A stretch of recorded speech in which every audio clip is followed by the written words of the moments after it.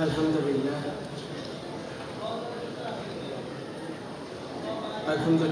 ونحمده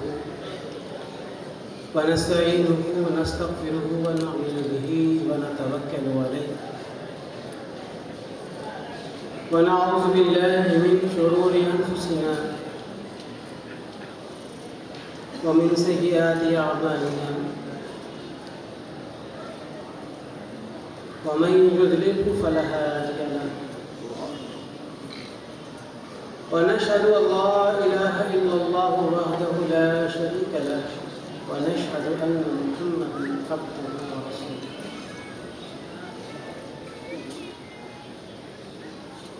قال الله تبارك وتعالى في كلامه المجيد والفرقان الحميد: أعوذ بالله من الشيطان الرجيم بسم الله الرحمن الرحيم إن الله لا يغير ما بقوم حتى يغيروا ما بأنفسهم.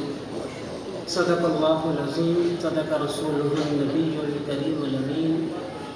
ونحن على ذلك لمن الشاهدين والشاكرين والحمد لله رب العالمين.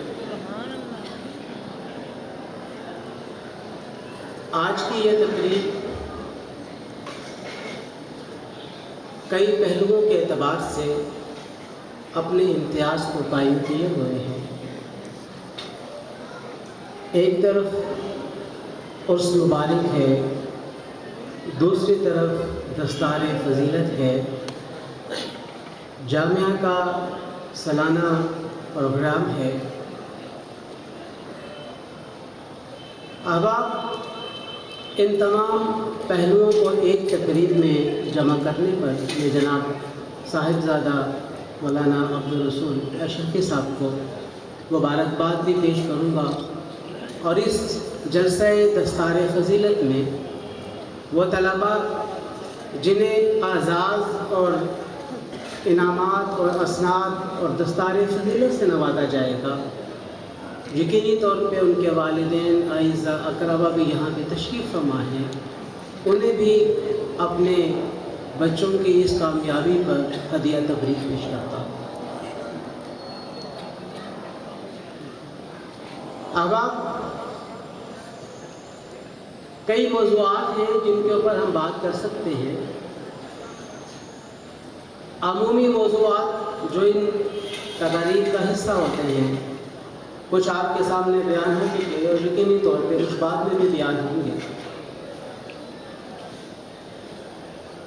قرآن کریم کی جس آیہ مبارکہ کو میں نے منتخب کیا ہے، اس میں اللہ تبارک و تعالیٰ ارشاد فرماتا ہے. اللہ تعالیٰ کسی بھی قوم کی کیفیت کو اور حالات کو اس وقت تک تبدیل نہیں فرماتا جب تک وہ اپنے حالات، اپنی کیفیات اور اپنے آپ کو تبدیل کرنے کا خود خیال نہ کرے. تبدیلی ایک بڑا مرحلہ ہے، اور یہ مرحلہ عمومی طور پر روایت پسند طبقہ اس مرحلے سے گزرنا نہیں چاہتا، یا گزرتے ہوئے اسے بہت زیادہ دیگر معاملات کا احساس ہوتا ہے کہ اگر اس تبدیلی کے عمل کو ہم نے سر انجام دیا تو ہماری روایت ختم ہو جائے گی. لیکن قوموں کی زندگی اور قوموں کی حیات تبدیلی کے سفر کو اختیار کیے بغیر ترقی کے راز کو حاصل نہیں کر سکتی ہے. اگر ترقی کے راستے کے اوپر گامزن ہونا ہے تو اس کے لیے آپ کو اپنی رفتار میں، اپنے تحرک میں، اپنے نظریات میں اور اپنے کام کرنے کے انداز میں زمانے کے مطابق تبدیلی کو روایت پر ترجیح دینا ہوگی. جب ہم آج کے زمانے کو دیکھتے ہیں اور آج کے زمانے میں ان چیلنجز یا مشکلات کو دیکھتے ہیں جو کہ ایک مسلمان ہونے کی حیثیت سے مسلمانوں کو درپیش ہے، تو پھر ہمیں یہ سوچنا پڑے گا کہ ان مشکلات پہ ہم کس طرح قابو پا سکتے ہیں۔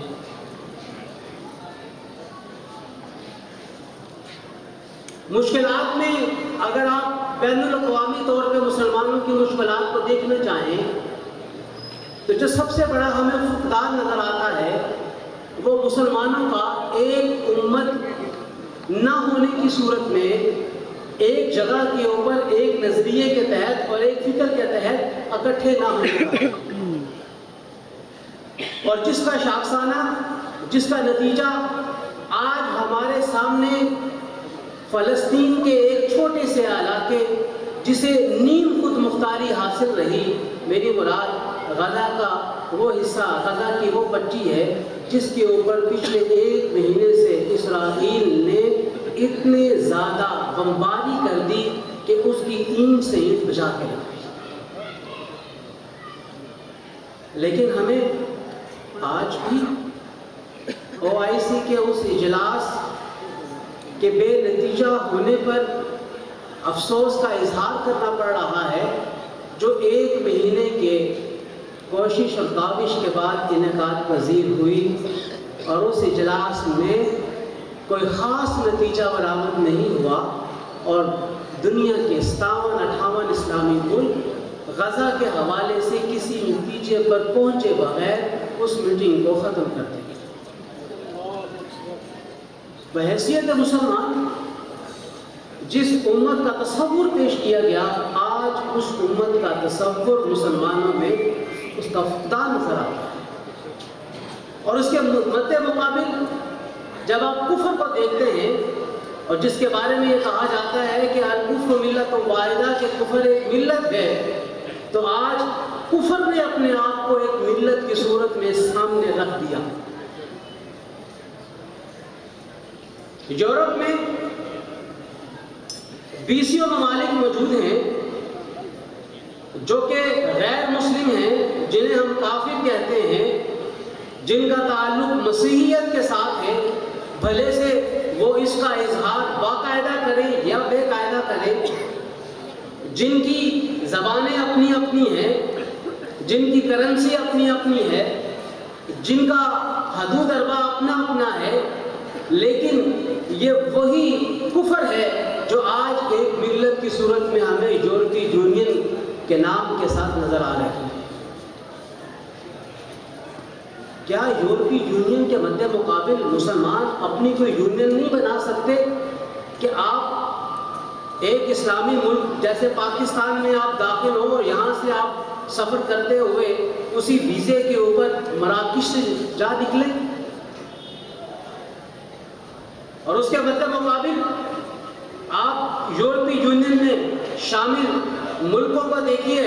آپ اسپین سے یورپ میں داخل ہوتے ہیں اور سفر کرتے ہوئے ناروے سے ایگزٹ کرتے ہیں، کہیں پر بھی آپ کو روکا نہیں جاتا، کہیں پر بھی آپ کے پاسپورٹ پہ دوبارہ اسٹیمپ نہیں لگائی جاتی۔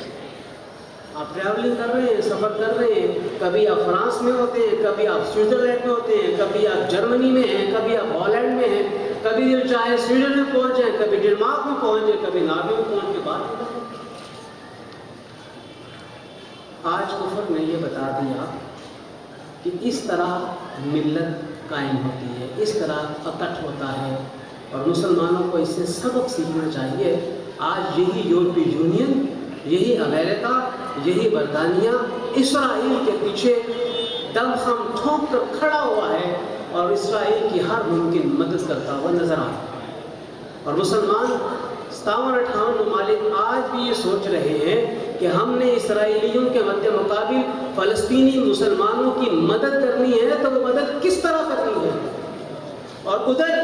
مصر رفح کا بارڈر کھولنے کے لیے تیار نہیں کہ جہاں پر امداد سے لدے ہوئے ٹرک فلسطینی علاقے غزہ میں داخل ہونے کا انتظار کر رہے ہیں۔ اور پھر اسی طریقے سے آپ اسی معاملے کو نیچے ٹریکل ڈاؤن کر لیں، نیچے کی طرف لے کر آ جائیے، ملکوں کی بات کر لیں، اسلامی ملکوں کی بات کر لیں، اسلامی ملکوں کے اندر بھی موجود مسلمان کسی ایک نظریے کے اوپر اکٹھ، ان کا ایک نظریے کے اوپر جمع ہونا ہمیں مفقود نظر آتا ہے۔ دوسرا بڑا اہم مسئلہ جو آج امت مسلمہ کو درپیش ہے وہ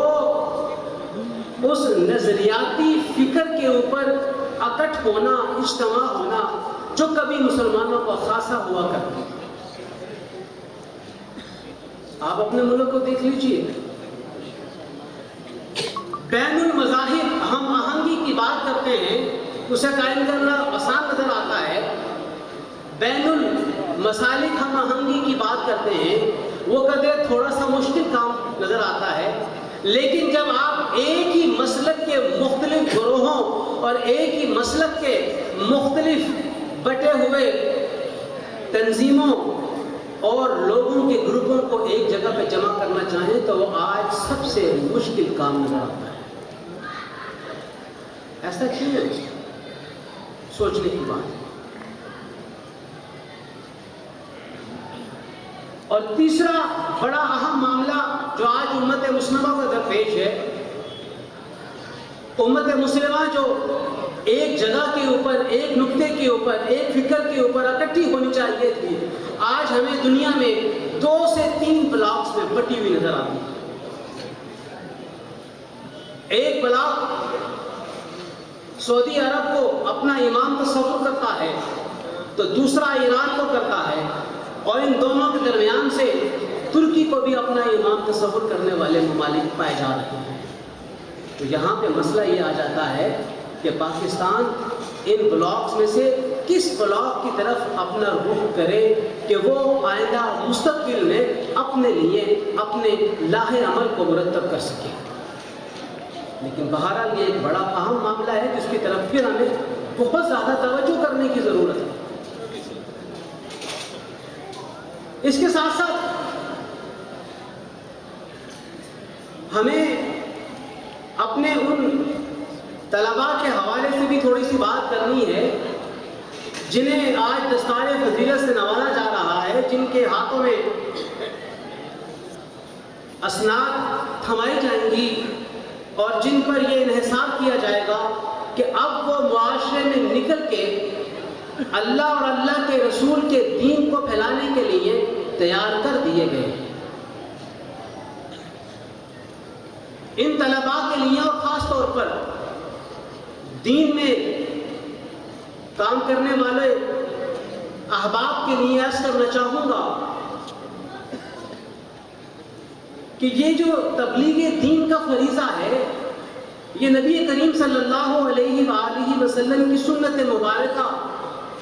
نبی کریم صلی اللہ علیہ وآلہ وسلم کی سیرت کو اختیار کیے بغیر آپ دین کے اس تبلیغ کیے جانے کے فریضے کو صحیح طور پہ سر انجام دے نہیں سکتے۔ نبی کریم صلی اللہ علیہ وآلہ وسلم کی ذات گرامی کی جو عمومی خصوصیات کے دین اس بات کا تقاضا کرتا ہے کہ جو شخص دین کے راستے پر گامزن ہے، جس نے اپنے لیے اپنے ذمے میں لے لیا ہے کہ اس نے لوگوں کی رہنمائی اور ہدایت کا فریضہ سر انجام دینا ہے، تو اسے لازمی طور پہ سیرت کے ان نمایاں پہلوؤں کو اپنی ذات میں اجاگر کرنا ہوگا۔ اور اگر وہ اپنی ذات میں اجاگر نہیں کر پائے گا تو پھر یہ بات ذہن میں رکھ لیجئے کہ کہیں اس کا دین کے لیے یہ سفر نفاق کے اوپر مبنی نہ ہو جائے۔ نبی کریم صلی اللہ علیہ وآلہ وسلم کی ذات گرامی کا خاصہ آپ کا صادق ہونا، آپ کا ایماندار ہونا۔ انسان عمومی طور پہ جن اخلاقی برائیوں کا شکار ہوتا ہے، اس سے نبی کریم صلی اللہ علیہ وآلہ وسلم کا کوسوں دور ہونا آج بھی دین کے راستے پر چلنے والوں کے لیے یہ مینار نور کی حیثیت رکھتی ہے کہ دین کے راستے پر چلنے والے افراد ان خصوصیات اور ان اخلاقی اوصاف سے اپنے آپ کو متصف کر کے دین کے راستے کے اوپر گامزن ہو جائیں۔ اور اگر وہ دین کے راستے پر گامزن ہوتے ہوئے ان اخلاقی اوصاف سے متصف نہیں ہو پاتے ہیں، تو پھر یہ بات ذہن میں رکھیے گا کہ دین کے راستے پر چلتے ہوئے وہ لوگوں کو اپنے سے متاثر نہ کر پائیں گے، اور لوگ یہ کہتے ہوئے نظر آئیں گے کہ حضرت صاحب ہیں تو وہ دیندار، لگتے وہ دیندار ہیں، لیکن جب دعا کرانے کے لیے ان کے پاس جاتے ہیں تو ہمیں ان کی دعا میں اثر نظر نہیں آتا۔ جب ہم ان کے پاس دعا لینے کے لیے جاتے ہیں تو وہ ہمیں دعا تو دیتے ہیں، لیکن اس دعا کا نتیجہ ہمیں ظاہری طور پہ نہیں مل پاتا، اور اس کی بنیادی وجہ کیا ہے؟ اس کی بنیادی وجہ یہی ہے کہ وہ عمومی خصوصیات جو سیرت نبی صلی اللہ علیہ وآلہ وسلم سے ہمارے ذاتوں میں رائج ہو جانی چاہیے، راسخ ہو جانی چاہیے، ہم اس سے اپنے آپ کو بہت دور پاتے ہیں۔ عزیز ساتھیوں، اور خاص طور پہ وہ طلباء جو آج یہاں سے فارغ التحصیل ہو رہے ہیں، دین کا راستہ بڑا آسان راستہ ہے، دین کے راستے کے اوپر چلنا کوئی اتنا مشکل کام نہیں ہے، لیکن یہ بات ذہن میں رکھیے گا کہ دین کے راستے کے اوپر مواظبت اختیار کرنا انتہائی مشکل ہے، ہمیشگی اختیار کرنا انتہائی مشکل ہے، ہمیشہ اپنے آپ کو سچ کے راستے کو چلانا انتہائی مشکل ہے۔ بسا اوقات مسئلہ ایسا آ جاتا ہے جس کا تعلق خاص نظریہ اور خاص مسلک کے ساتھ ہوتا ہے، تو وہاں پہ بھی آ کے ہم دیکھتے ہیں کہ جو راست بازی کا اصول ہے، ہم اس راست بازی کے اصول سے اپنے آپ کو ڈائیورٹ ہوتے ہوئے نظر آتے ہیں۔ اب آپ بتا، نبی کریم صلی اللہ علیہ وآلہ وسلم نے سچائی کے اس راستے کو کبھی بھی ترک نہیں کیا، سچائی کے اس راستے کو کبھی بھی آپ نے نہیں چھوڑا، ایمانداری کے راستے کو کبھی بھی آپ نے چھوڑا نہیں، اخلاقی اصول کی کبھی بھی آپ نے پامالی نہیں کی، اور یہ سیرت ہمیں اسی بات کی تلقین کرتی ہوئی دکھائی دیتی ہے کہ وہ جس کی زبان کے اوپر 8 سال قرآن کریم کے آیات مبارکہ کا وقت رہا، احادیث مبارکہ کو وہ پڑھتا رہا، اور اختتامیہ میں اس نے اپنی دینی تعلیم کا اختتام دورہ حدیث کے ساتھ کیا، اور پورا سال نبی کریم صلی اللہ علیہ وآلہ وسلم کی احادیث مبارکہ کی وہ سماعت کرتا رہا، احادیث مبارکہ کو اپنی زبان سے ادا کرتا رہا، حدیث مبارکہ کو اپنے کانوں سے سنتا رہا، تو یہ حدیث مبارکہ اس کے وجود کو تبدیل کرنے میں کیوں کارگر ثابت نہیں ہو پا رہی جتنی ہو جانی چاہیے؟ اس کا معنی یہ نکلا کہ کہیں نہ کہیں تعلیم کے ساتھ تربیت کا کوئی فقدان نظر آتا ہے، اور آج ہمیں تربیت کے اسی فقدان کو ختم کرنے کی ضرورت ہے۔ جہاں پر طلباء کو تعلیم کے زیور سے آراستہ کیا جائے، وہاں پر انہیں یقینی طور پر تربیت بھی اس طرح کی جائے کہ وہ صحیح طور پر دین کے سپاہی ڈھلے ہوئے نظر آئیں، اور اگر وہ ڈھلے ہوئے دین کے سپاہی نظر نہیں آئیں گے تو دین کا یہ علم آہستہ آہستہ ان سے لے لیا جائے گا، آہستہ آہستہ دین کا یہ علم واپس کر دیا جائے گا، اور پھر انسان کی روح خالی رہے گی، اس کا وجود ایک ایسی روح کے ساتھ ہوگا جس روح کے اندر کسی بھی قسم کی روحانیت نظر نہیں آئے گی۔ بیٹھ جاؤ بھائی جان۔ اب آج جب ہم اپنے مسلک کی بات کرتے ہیں، ہمیں اپنے مسلک کے حوالے سے بھی بہت پرٹیکولر ہونا پڑے گا، ہمیں اپنے مسلک کے حوالے سے ان بنیادی نظریات کو ہی لے کر چلنا ہوگا جس کے حوالے سے ہمارے بزرگوں نے ہمیں تعلیم دی۔ جہاں پر جس بات کو واضح کر دیا اس کی وضاحت کو ویسے ہی قبول کر لیا جائے، اور جہاں پر جس کے بارے میں کف لسان کا حکم دیا وہاں پہ اپنے آپ کو کف لسان تک محدود رکھا جائے، اور ان امور کو نہ نہ چھیڑا جائے جسے ماضی میں بڑے بڑے علماء نے، بڑے بڑے شیوخ نے، مشائخ نے چھیڑا نہیں، اور اسی لیے نہیں چھیڑا کہ اگر ہم نے چھیڑ دیا تو یہ اس طرح کی ادھم مچ جائے گا جس کو سمیٹنا مشکل ہو جائے گا۔ اور آج ہم یہی ہوتا ہوا دیکھ رہے ہیں، وہ معاملات جو امت کے اندر حل ہو چکے تھے، جو امت کے اندر طے پا چکے تھے، آج دوبارہ سے انہیں اچھالا جا رہا ہے، آج دوبارہ سے انہیں طے کروایا جا رہا ہے، آج دوبارہ سے اس کے اوپر ڈیبیٹ کروائی جا رہی ہے، اور اس ڈیبیٹ کے نتیجے کے اندر کیا نکالنا چاہتے ہیں یہ خود سمجھ لیجئے۔ اس کے نتیجے میں انتشار پیدا کرنا چاہتے ہیں، اور آج ہم اسی انتشار کو سمیٹنے کی طرف ہمیں اپنے قدم اٹھانے چاہیے، نہ کہ اس انتشار کو پھیلانے میں ہمیں آگے بڑھنا چاہیے۔ اباویزی بکار ہمارے بزرگوں نے دین کا کام اخلاص کی بنیاد کے اوپر کیا، اور دین کا کام اسی طریقے سے اخلاص کی بنیاد پہ آگے چلتا رہے گا۔ اور جب دین کے اس کام میں اخلاص کے طریقہ کار کو اور اخلاص سے عمل کرنے کے معاملے کو چھوڑ دیا جائے گا تو پھر ذہن میں رکھیے گا کہ دین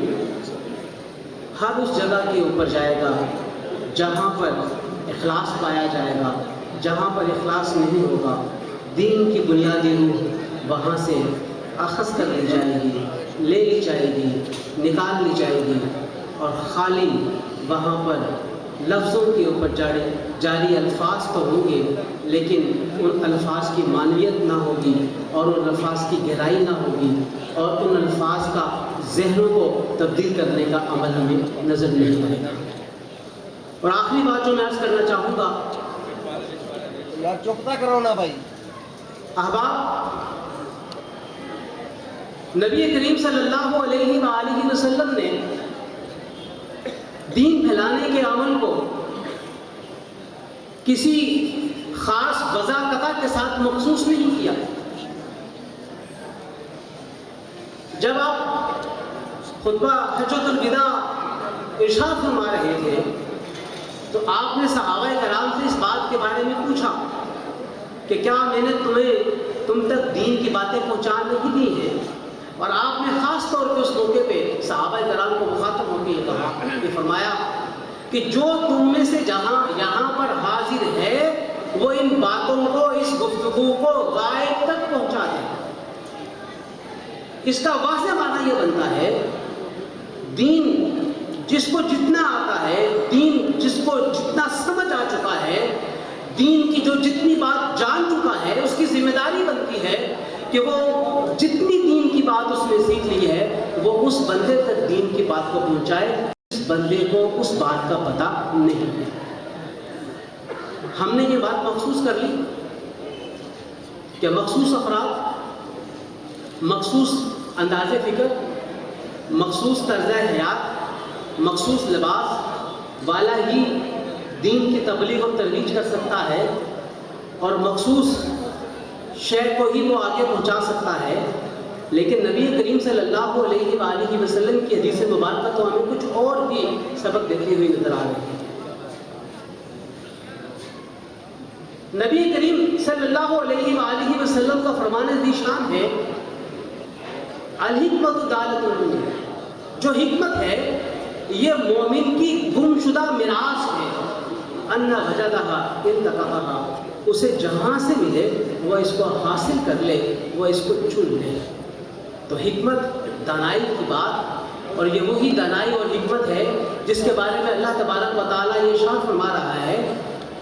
کہ تم لوگوں کو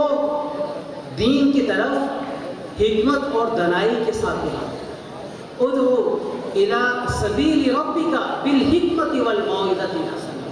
کہ تم لوگوں کو اپنے رب کے راستے کی طرف بلاؤ، حکمت کے ساتھ، اچھی نصیحت کے ساتھ۔ اور جب حکمت اور اچھی نصیحت کے ساتھ آپ دین کی بات کو آگے پہنچائیں گے تو انشاءاللہ تعالی دین آپ کو پھیلتا ہوا محسوس ہوگا، دین آپ کو ترویج پاتا ہوا محسوس ہوگا۔ دین کے اس پھیلانے کے اندر جس طرح میں نے پہلے عرض کیا کہ ہمیں روایت سے ہٹ کر کام کرنا پڑے گا، اور اس میں آج کے دور میں جتنی نئی جدید ذرائع ابلاغ کے طریقے کار ہیں ہمیں انہیں بھی اختیار کرنا ہے۔ آج جب دین کے مد مقابل ان نئے ذرائع کے ذریعے سے دین پہ حملہ کرتے ہوئے نظر آ رہے ہیں، تو آج ہمیں انہی ذرائع کو، انہی ایپس کو، انہی گیجٹس کو